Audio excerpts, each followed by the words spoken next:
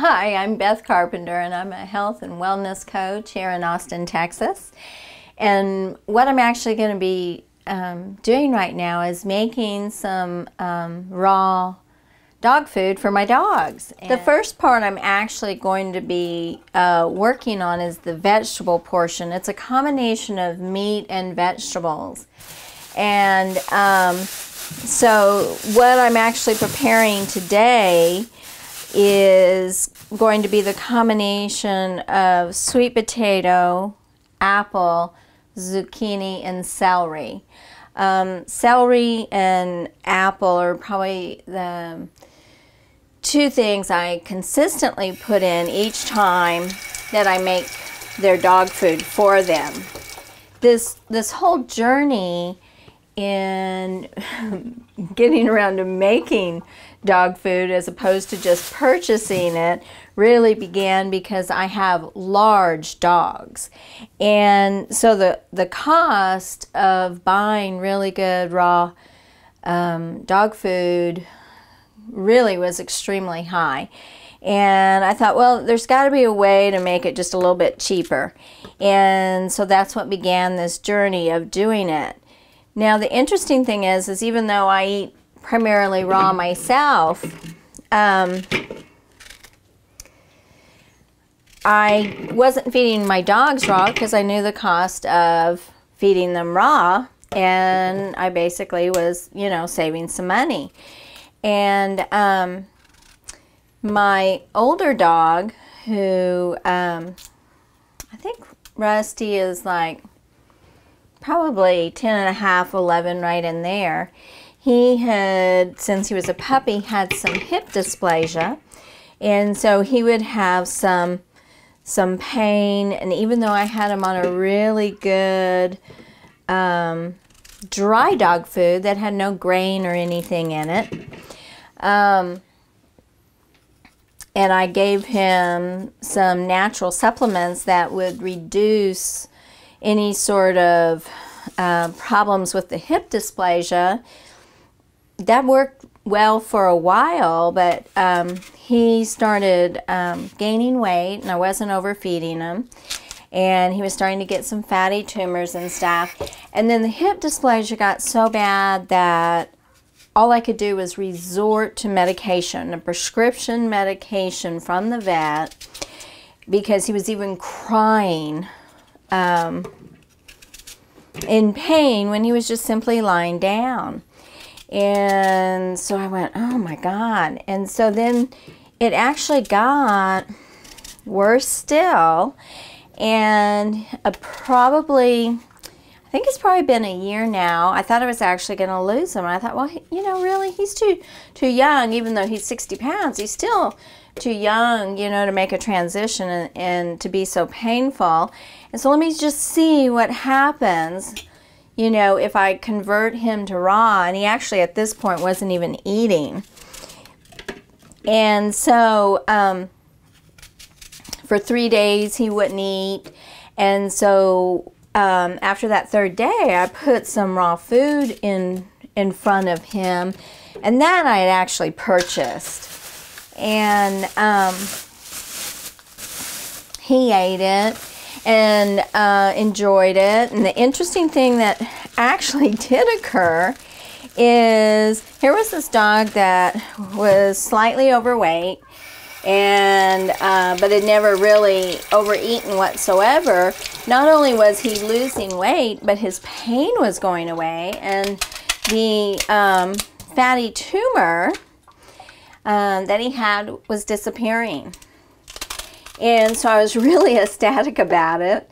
So I had him on raw, but I still had my other dog eating the other way at that time. Now they're both actually raw now. I actually do give her a little bit of dry food. She won't chew on bones, but her teeth seem to need a little bit of crunchiness, so I give her a little bit. And what's happened too, as far as their temperaments go, even though they're both really sweet dogs, there seems to be just more of an ease in their living, a peacefulness as well. So I'm really pleased with that. And so after buying raw dog food for a while, I went, oh, gads, okay, let's see what we can do to reduce the expenses. And so that's how this journey began. So what I have here is a food processor, and I'm just putting the vegetables in here. I'm actually going to grind this down a little bit before I add the sweet potato, because as you can tell, it's pretty full. We're going to start there first, because there's a couple different parts to this, but if you take the time to do this, it should just be once or twice a month that you spend time making dog food. And so if you just turn this on, it's not going to work very well. You really need to pulse it so it creates a chopping action.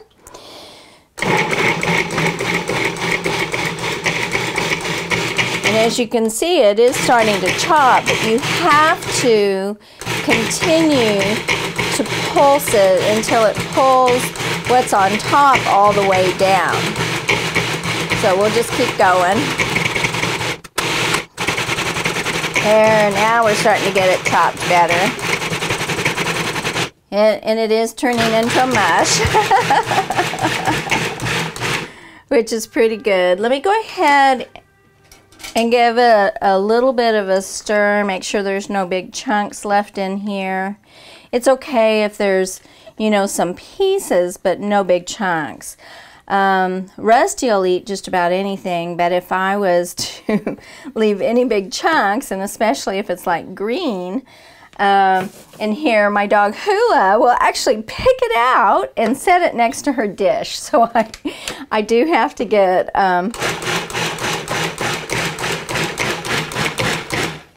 things pulverized a bit more because of her. Now what I'm going to do is I'm going to go ahead and take out a portion of that and put it over here, because I prepare the vegetables, and after I get the vegetables done, that's where I began to add some nutritional supplement type things to it to add more nutrition to it. And then once that's mixed really well, that's actually when I add in the meat. And I have different variations on what I mix for vegetables. And like I told you, for today I've got zucchini, apple, celery, and sweet potato. So let me just go ahead and scoop out some of this. You gotta make room for this sweet potato in here. Okay, all right, so let's go ahead and get this sweet potato in here. Now from here, I'm just going to go ahead and cut up the sweet potato in here. And I actually do buy organic vegetables. And once in a blue moon, I may not be able to find what I want, but that's so rare, at least in this part of the country. Here in Austin, it's just so easy to find whatever it is that you may need that's locally grown and organic. And so we're fortunate to have that available to us here. The one thing about making dog food, which you'll also see here in a minute, is it really does help to keep you more fit and keep your heart stronger too. And in some of the more indigenous areas, it's actually interesting because, you know, the women or the men or whoever is doing the cooking, if they're in the kitchen and, you know, grinding things and cutting things or using this upper body, they're not only helping the lymph to move, but they're also helping the heart as well. All right, where is my lid? Here we go.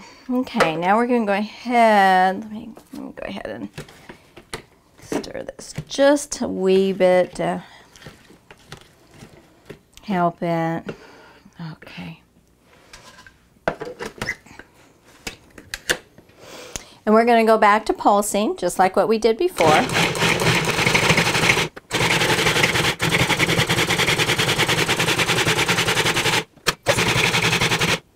All right, let's see if this is in good shape here or not. Make sure there's no really big chunks.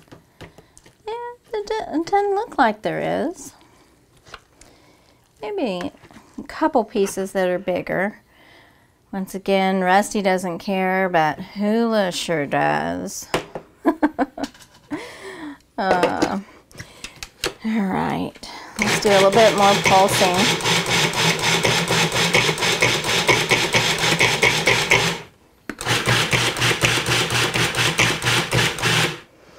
All righty.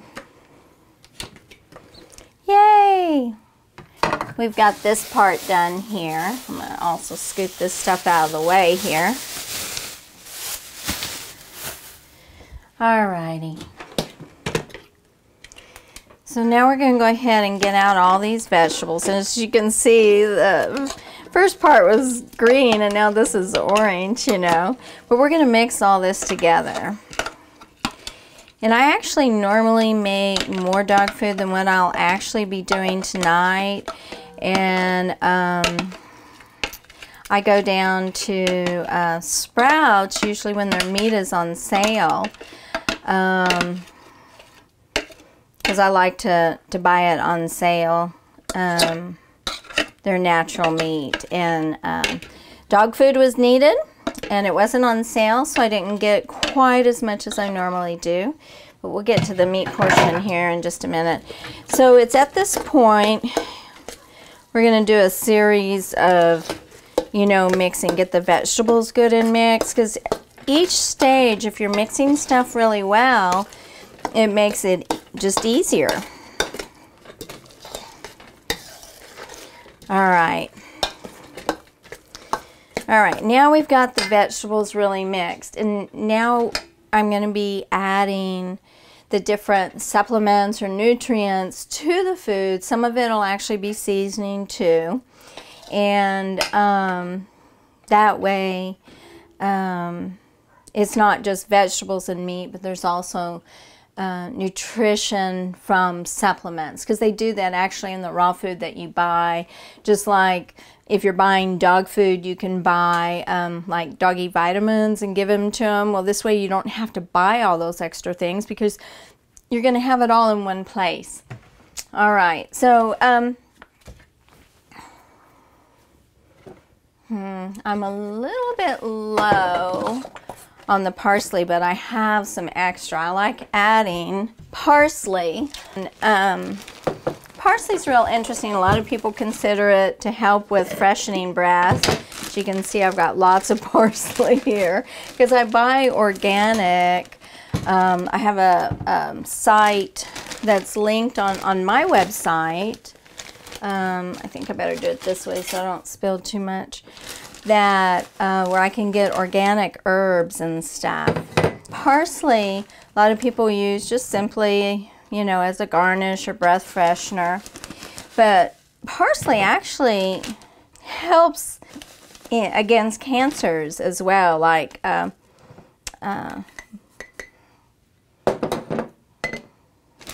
any sort of malignancy in the body. So by having that, that also allows for some super green. My counters are clean, so I'm actually going to just toss that in there. And let's go ahead and add a spoonful. And so we've got the parsley in.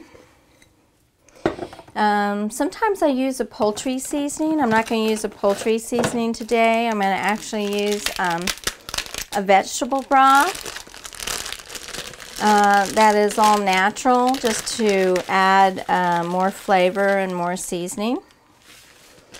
And I can give you more measurements later. Okay. And I actually do add salt to it.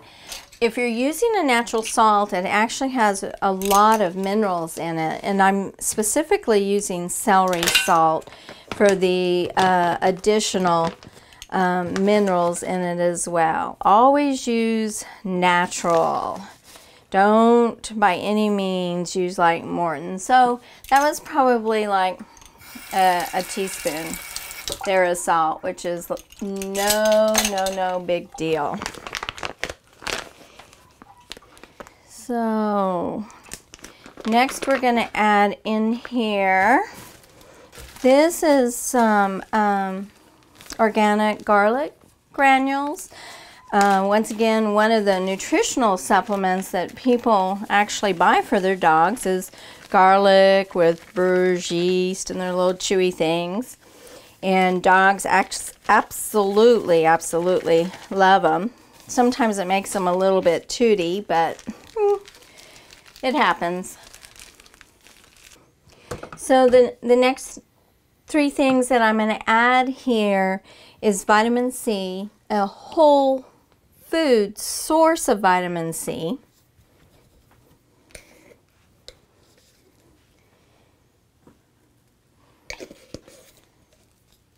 Bone meal, and if the meat that I had purchased had been meat that had bone in it where I could get the whole thing ground, I wouldn't be buying the bone meal. But because that's not the case, I'm adding some bone meal in there. And I've been able to, for years, to prepare food and cook without measuring. So for me, this is no big deal. I know what to do here. This is a container that I've just filled over and over and over, but it is a nutritional yeast, so it's also going to give lots of flavor, and it'll help supply a lot of B vitamins to them as well.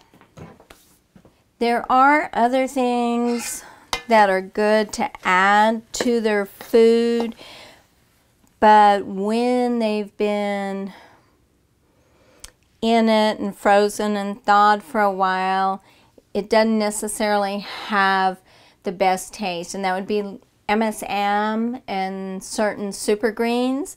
So if I'm using some sort of super greens, I would just sprinkle it on top of their food along with the MSM. So as you see, I'm mixing it up because it needs to be blended well before we add the meat.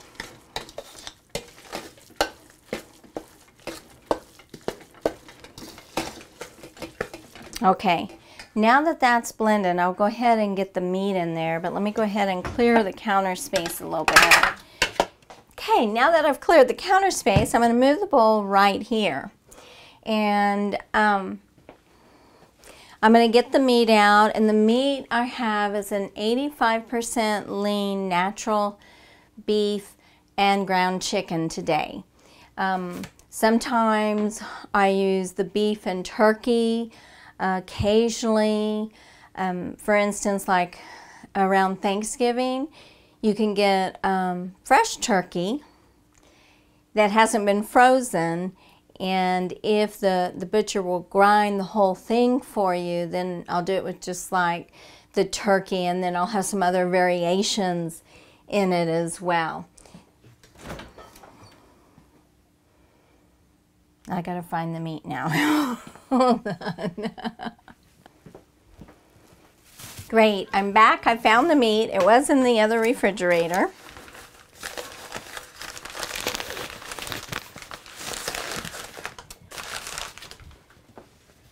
Let me just make sure this didn't leak out at all. Nope. Okay, good. If it does, I'll, wash the bags. And I personally don't like to necessarily have the meat on my hands, and so I have gloves specifically for mixing the meat. I know a lot of people say, well, just use a spoon, and Yeah, that's okay to do. Now that I've gotten the meat, and like I said, I have these special gloves that I use for mixing the meat, and even though they were sterilized after each use, I go ahead and wash them again because I'm going to be mixing, I'm going to be kneading the meat and the vegetables together. And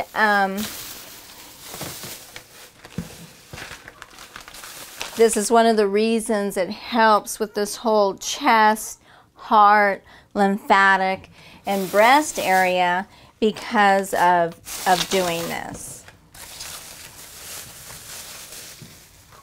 Okay, so we're going to go ahead and start with getting the ground chicken in there.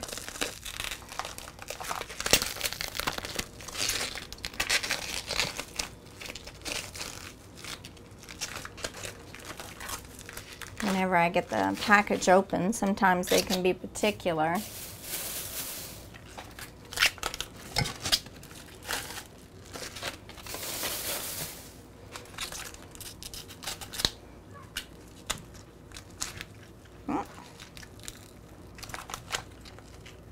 Come on.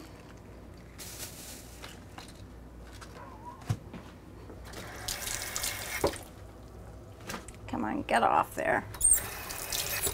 Okay. I can hear them out there barking. They are hungry. They're saying, "It is way past dinner time, let us in."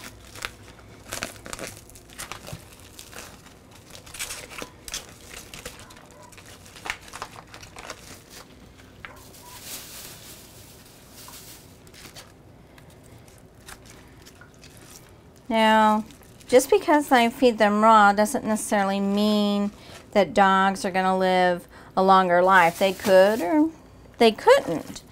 And as you can see, I'm going to go ahead and start mixing some of it now before I get the meat in, the beef in. This is probably about I think this was about 2.5 pounds of ground chicken. And I have over here 4.5 pounds of ground meat. And just to keep the mess down, I'm going to slide my fingers out of here.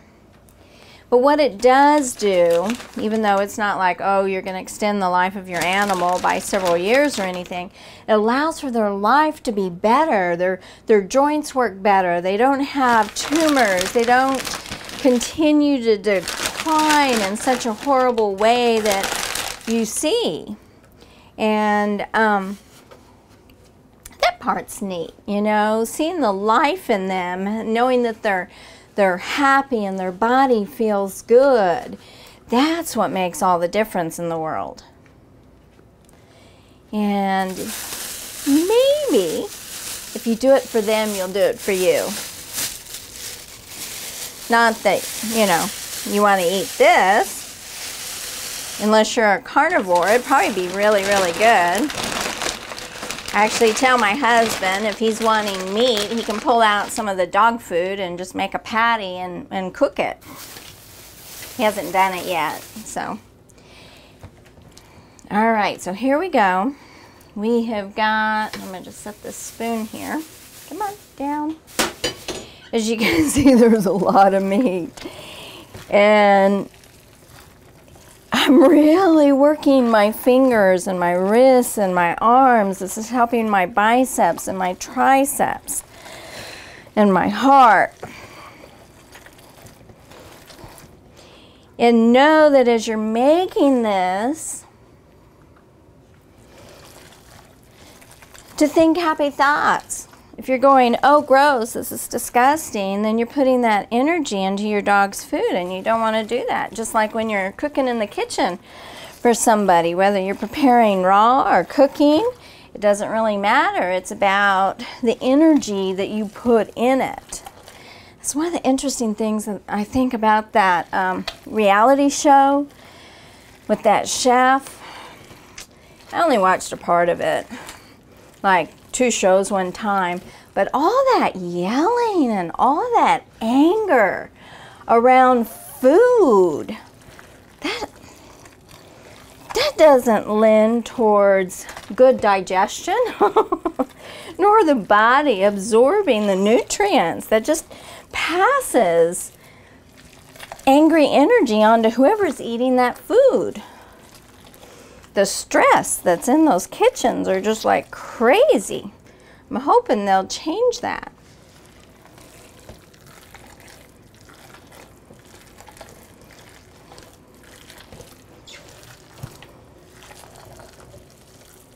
So as you can see, with the combination of the meat and the vegetables, you're actually getting quite a bit here. And as you're moving your hands through, you can see where there may be chunks of the meat that still needs to be broken up and mixed in with the vegetables. And then once it's really, really well blended, then I actually spoon it into baggies. And the cool thing about doing that is I always make sure the baggies have 4.5 to 5 ounces in there. And that way for my beasties, that works along with the second part of the raw food, which I'll show you here in just a minute. All right, I think we're getting close to having this fully blended. This also makes it really easy for when the house sitter comes. You know, you just pull out in the morning a couple packages and set it like in a bowl in the fridge and let it defrost through the day.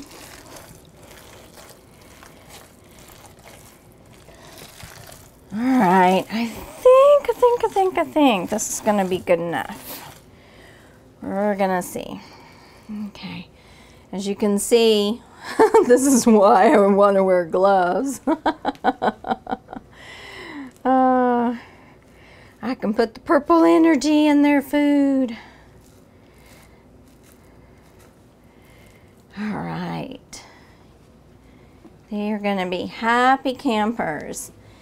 And I'll at least do the immediate rinse off of these. I'll clean them up a bit more here when I'm all said and done. Let's at least get a layer of grime off.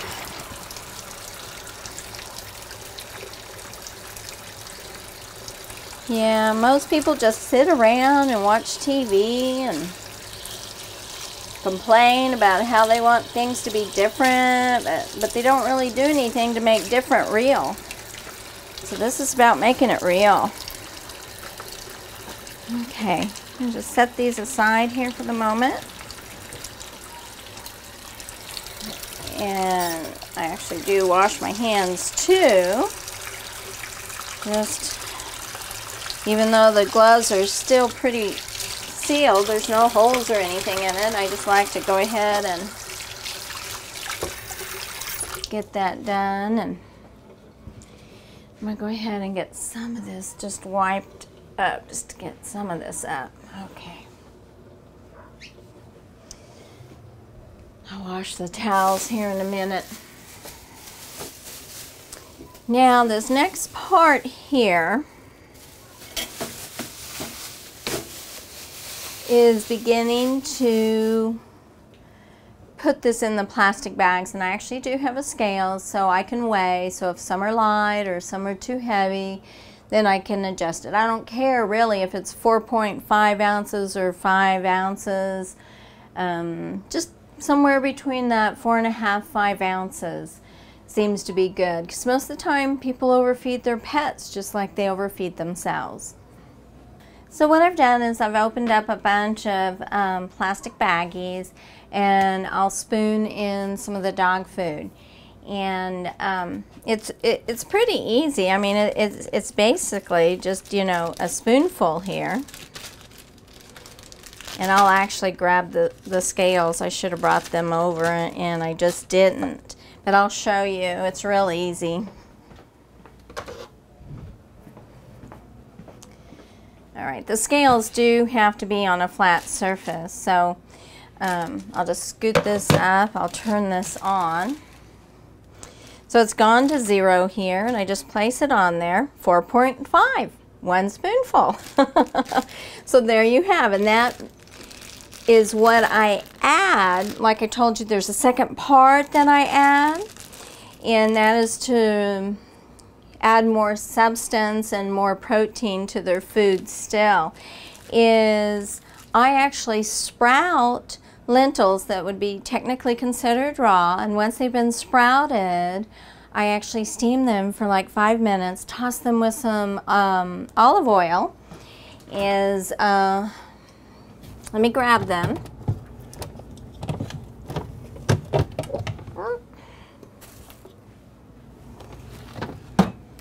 I had just a couple days ago sprouted some lentils, so you can take a look at them here.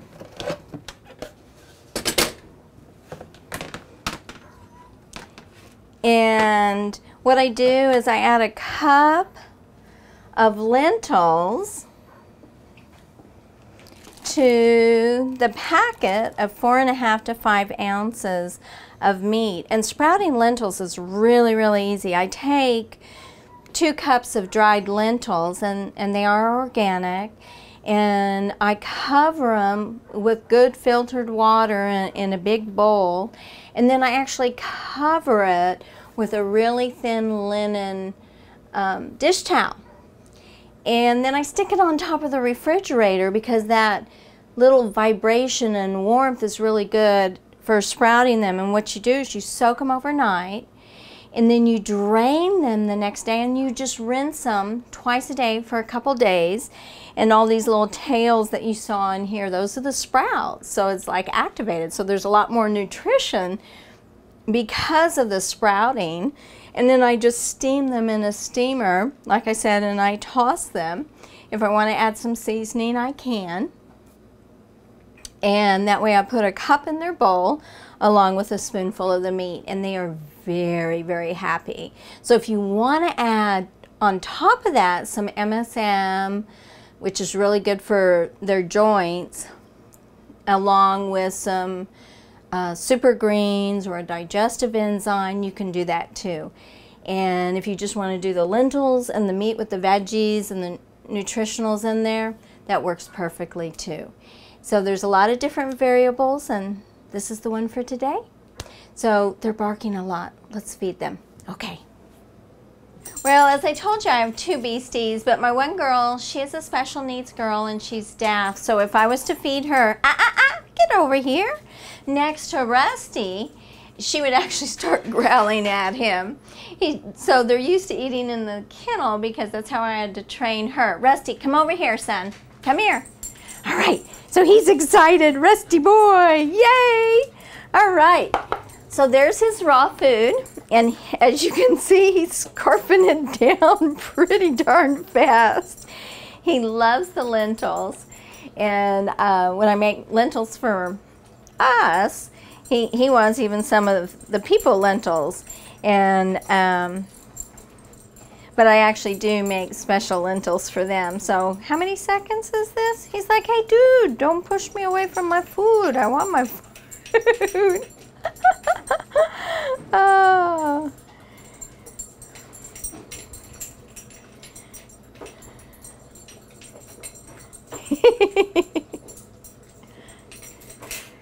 And it is gone, and it is devoured, and he is going for it, hoping he can squeeze extra out of the dish. Is that way fun or what? I think so. All right, Mr. Rusty. All righty. Come on, dude. So I've bagged up all the meat, and that's minus the 2 servings that they just had with their food. And like I said, this is approximately half of what I normally make at a time, but the meat wasn't on sale at the time. And so there's 25 bags here. And so I just put it, actually, I've kept this Bravo bag because this is one of the raw dog foods that I was buying Rusty initially. And because it's a really heavy gauge foil, it really is good for freezing. So I'll just put all these in here and stick it in the freezer. And then I'm going to keep out a couple for in the morning. And that's how it works. So between the lentils and the vegetables with the meat in it, it's very water rich. So they're getting a lot of moisture in their food while also being healthy for them. No more fatty tumors, no crazy weight gain, even though he wasn't eating too much. And he's healthier and happier too. And Hula actually is doing a lot better too. So thank you, and we're going to get this put together so we can put it up, and you have a beautiful evening. Bye-bye.